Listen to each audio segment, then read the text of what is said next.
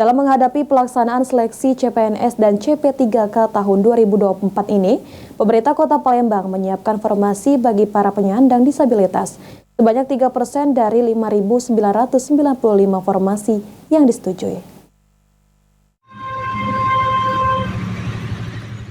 Dalam menghadapi pelaksanaan seleksi CPNS dan CP3K tahun 2024 ini, pengajuan formasi dari pemerintah Kota Palembang sudah disetujui pemerintah pusat. Sebanyak 5.995 formasi.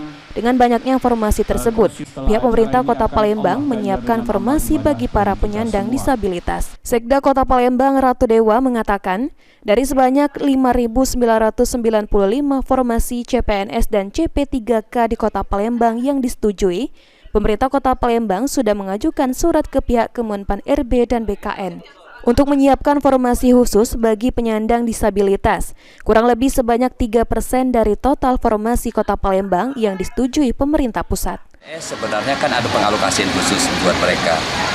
Saya detailnya sekira saya tidak begitu paham, di angka 3% dari total formasi yang ada.